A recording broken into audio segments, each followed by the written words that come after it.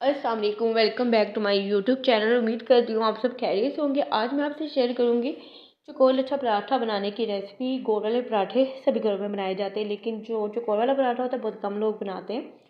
बनाना बहुत ईजी है और हम इसे नॉर्मल आटे के साथ बनाएंगे। आप चाहें तो मैदे के साथ भी इसे बना सकते हैं। तो यहाँ पर मैंने एक नॉर्मल साइज़ का पेड़ा ले लिया था।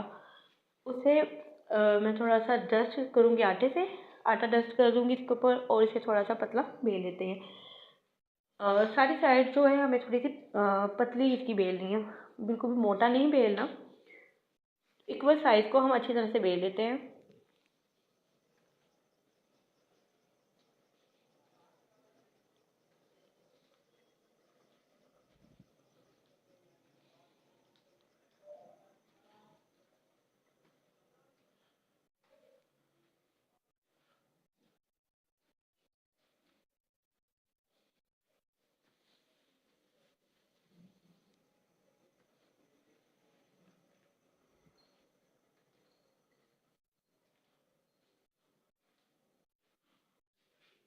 रोटी को यहाँ मैंने बेल लिया था और आप देख सकते हैं इसकी साइड जो है काफ़ी पतली रखी है मैंने।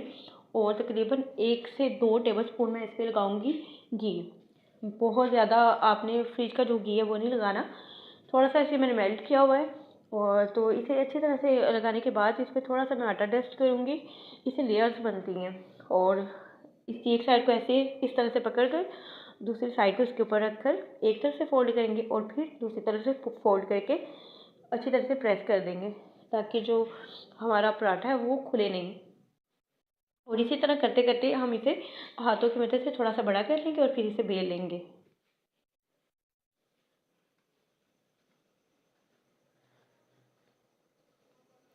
थोड़ा सा आटा डस्ट करूँगी इस पर, ताकि जो हमारा रोटी है वो नीचे नहीं चिपके।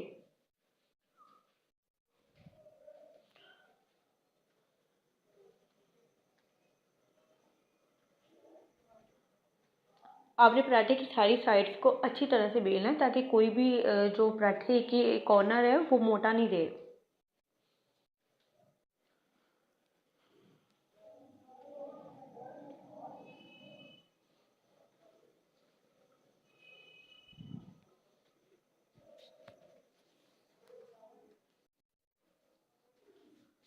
और जहाँ पर आपको लगे कि थोड़ा सा आपका पराठा जो है एक साइड से थोड़ा सा कम है या कम चौकोर परफेक्ट तरीके से नहीं, थोड़ी सी उसकी वो लुक आई, तो उसे आप हाथ की मदद से भी ठीक कर सकते हैं।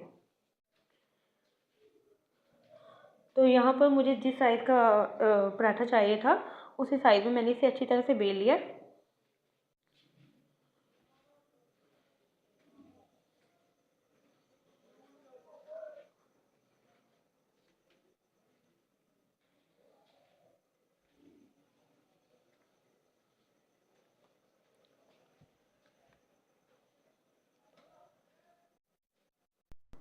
रोटी को मैंने यहाँ पर अच्छी तरह से बेल लिया और तवे को मैंने मीडियम आंच पर रख दिया था गर्म होने के लिए।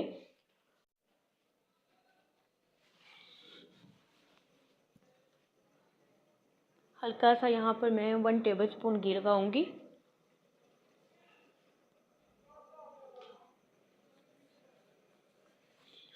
और रोटी को हाथों पे थोड़ा सा बड़ा कर लेंगे।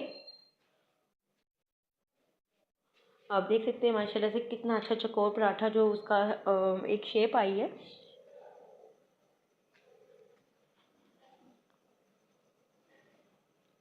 हल्का हल्का सा इस पर घी लगाकर इसे तल लेंगे।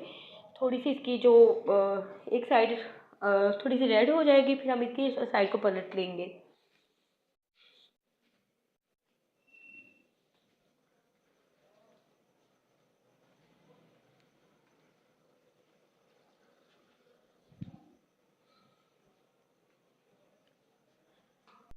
यहाँ पर फ्लेम को मैंने थोड़ा सा हाई कर लिया था।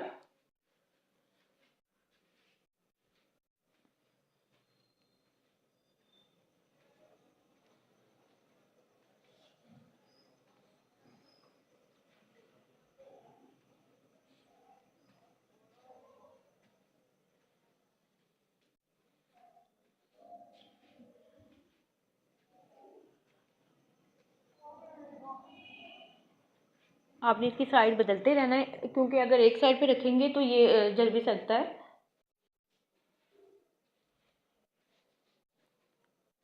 यहाँ पर इसकी साइड में चेंज कर लूँगी और आप देख सकते हैं कितना ज़बरदस्त गोल्डन सा कलर कलर आया। हमें यही कलर चाहिए था, इससे जो पराठा है वो बड़ा क्रिस्पी बनता है।